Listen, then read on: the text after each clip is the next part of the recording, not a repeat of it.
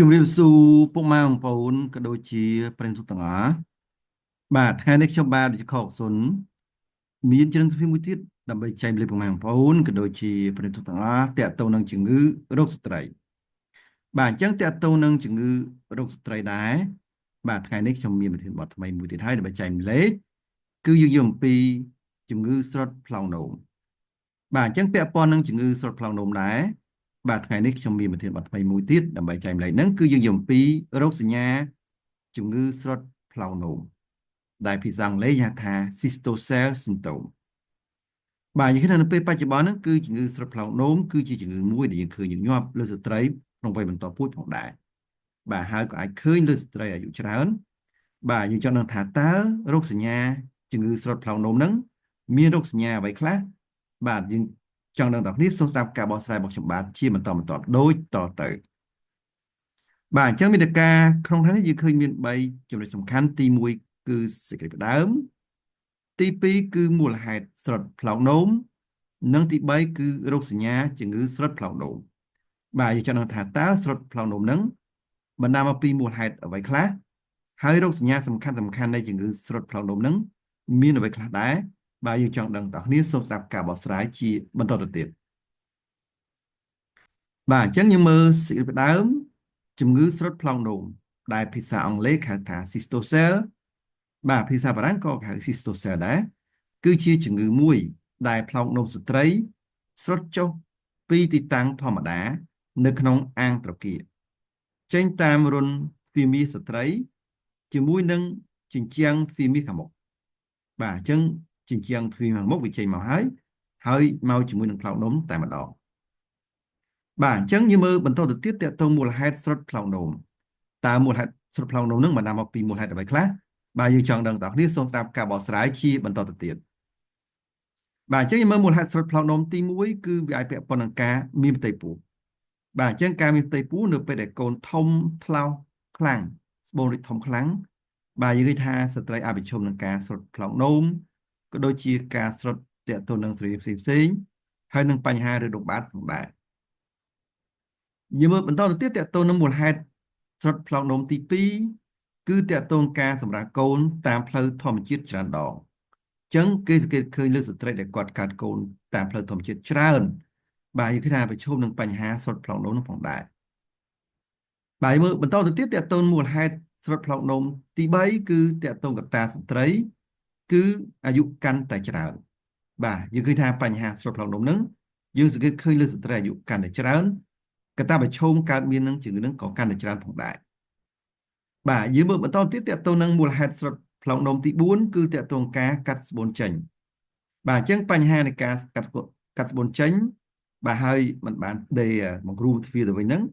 បាទយើងឃើញថាស្ត្រីអាចប្រឈមបញ្ហាស្រុតផ្លោកនោមផងដែរបាទមើលបន្តទៅទៀតតកតងមូលហេតុស្រុតផ្លោកនោមទី5គឺពាក់ព័ន្ធនឹងវិបត្តិហ្សែនតិកបាទអញ្ចឹងវាអាចពាក់ព័ន្ធបញ្ហាហ្សែនតិកណាមួយដែលធ្វើឲ្យខូចខាតសាច់ដុំនៅក្នុងអាងត្រគាកឬក៏វិបត្តិតកតងនឹងផ្លោកនោមតែម្ដងអាចធ្វើឲ្យស្រុតចេញមកតែម្ដងបាទយើងមើលបន្តទៀតតកតងមូលហេតុស្រុតផ្លោកនោមទី6គឺតកតងកត្តាភាពធាត់បាទអញ្ចឹងកត្តាភាពធាត់ក៏យើងសង្កេតឃើញច្រើនដែរតែពាក់ព័ន្ធនឹងបញ្ហាស្រុតផ្លោកនោមហ្នឹងបាទអញ្ចឹងយើងមើលបន្តទៅទៀតតកតងរោគសញ្ញាម្ដង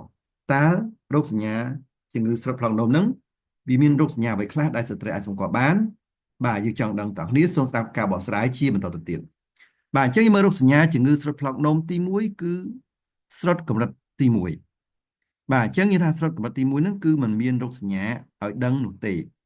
គឺស្ត្រីអាចដឹងបានដោយពិនិត្យឬក៏ការពិនិត្យរបស់គ្រូពេទ្យបាទហ្នឹងគឺតកតងនឹងសញ្ញាស្រុតផ្លោកនោមទី1ហ្នឹងយើងមើលបន្តទៅទៀតតកតងរោគសញ្ញាជំងឺស្រុតផ្លោកនោមទី2គឺស្ត្រីមានអារម្មណ៍ថាតឹងឬក៏ណែននៅក្នុងអាន្តគិហើយនឹងទ្វារមាសតែម្ដងបាទអញ្ចឹងដល់ការស្រុតស្រីរាង្គចេញទៅវិញអញ្ចឹងវាឲ្យមានការតឹងណែននៅក្នុងអាន្តគិហ្នឹងបាទនេះគឺជាសញ្ញាមួយដែរដែលគឺមានតកតងនឹងជំងឺស្រុតផ្លោកនោមហ្នឹងបាទអញ្ចឹងយើងមើលបន្តទៅទៀតតកតងនឹងរោគសញ្ញាជំងឺស្រុតផ្លោកនោមទី3គឺមានដុំសាច់ក្នុងទ្វារមាសស្ត្រីអាចស្ទាបប៉ះបាទអញ្ចឹងស្ត្រីអាចស្ទាបប៉ះដោយសារផ្លោកនោមវាស្រុតអញ្ចឹងទៅគឺស្ទាបប៉ះទៅដុំនៅទ្វារមាសមួយតែម្ដងបាទដុំនោះគឺជាដុំដែលផ្លោកនោមវាស្រុតជាមកបាទអញ្ចឹងយើងមើលបន្តទៅទៀតតកតងនឹងរោគសញ្ញាជំងឺស្រុតផ្លោកនោមទី4គឺ សម្ពាធអន្តគិកើនឡើងនៅពេលដែលស្ត្រីគាត់ឈរយូរឬក៏ប្រឹងលើកវត្ថុបាទអញ្ចឹងនៅពេលដែលស្ត្រីគាត់ប្រឹងលើកវត្ថុឬក៏ឈរយូរអាចធ្វើឲ្យមានសម្ពាធនៅក្នុងអន្តគិនឹងកាន់តែខ្លាំងធ្វើឲ្យស្ត្រីនឹងស្រុតកាន់តែខ្លាំងផងដែរបាទយើងមើលបន្តទៅទៀតតកតងរោគសញ្ញាជំងឺស្រុតផ្លុកនោមទី5គឺស្ត្រីមានបញ្ហាបត់ជើងតូចកើតឡើងបាទដូចជាពិបាកនោមមិនអស់ឬក៏ហៀននោមជាដើមដែលយើងសង្កេតឃើញលើអ្នកដែលមានបញ្ហាស្រុតផ្លុកនោមហ្នឹងបាទអញ្ចឹងយើងមើលជាបន្តទៅទៀតតកតងរោគសញ្ញាជំងឺស្រុតផ្លុកនោមទី6គឺរោគសញ្ញាភាគច្រើនគេថាកើតមាននៅពេលដែលស្ត្រីគាត់ឈរយូរនិងអាចធូរស្រាលនៅពេលដែលស្ត្រីគាត់គេងបាទអញ្ចឹងនៅពេលគាត់គេងរោគសញ្ញានឹងអាចធូរស្រាលហើយបើគាត់ឈរយូររោគសញ្ញានឹងគឺកាន់តែមានច្រើនទៅផងដែរបាទអញ្ចឹងទាំងអស់ហ្នឹងហើយគឺជារោគសញ្ញាសំខាន់ដែលយើងឃើញមានតកតងនឹងជំងឺស្រុតផ្លូវនោមអញ្ចឹងបើសិនជាស្ត្រីមានសញ្ញាកត់សម្គាល់ឃើញច្រើននៅក្នុងវីដេអូហ្នឹងបើយើងថាខាងប្រាសាទរីខ្ញុំមានផ្ដល់សេវាពិនិត្យនិងព្យាបាលជំងឺឬក៏បញ្ហាស្រុតផ្លូវនោមស្ត្រីក្នុងតម្លៃសមរម្យផងដែរបាទបើសិនជាចង់ទំនាក់ទំនងយើងខ្ញុំបាទប្រឹក្សាបន្ថែមទៅក្នុងការព្យាបាលក៏ពិនិត្យហ្នឹងគឺយើងមានលេខទូរស័ព្ទក៏ដូចជាលេខ Telegram បេសាក្នុងការពិនិត្យគឺមាន088 31 32 225 092 59 350 016 58 57 64ផងដែរហើយបើចង់រកទីតាំងយើងខ្ញុំយើងមានមធ្យោបាយ2គឺអាច scan តាម QR code ឬក៏មើលតាមផែនទីផ្ទាល់បាទអញ្ចឹងបើលោកស្រីក៏មាន iPhone អាចចូលក្នុង App Store ស្វែងរកកម្មវិធី QR code reader ដំឡើងកម្មវិធីនឹងមកបើកម្មវិធីហ្នឹង scan លើ QR code យើងខ្ញុំគឺ load Google Map ឃើញទីតាំងខ្ញុំហើយឬក៏លោកស្រីមានទូរស័ព្ទផ្សេងក្រៅពី iPhone អាចចូលក្នុង Google Play Store បាទស្វែងរកកម្មវិធី Google Land បាទដូចអសងស្រាប់ដំឡើងកម្មវិធីនឹងមក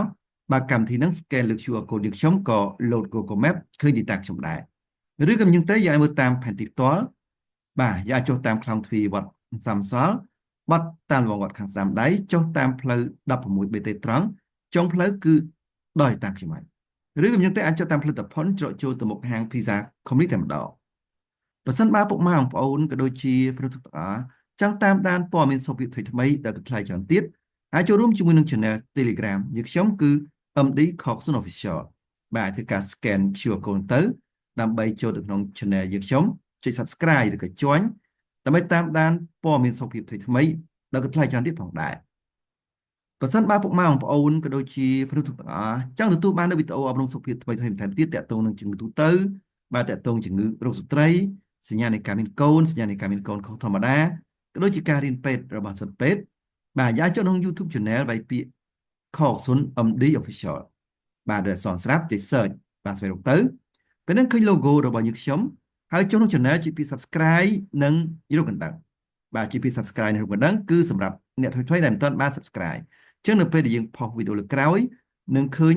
ក្នុង YouTube ជាបន្តបាទចូលរួម Subscribe ម្នាក់មួយដើម្បីលើកទឹកចិត្តក្នុងការធ្វើវីដេអូជាបន្តទៀតបាទសូមអរគុណ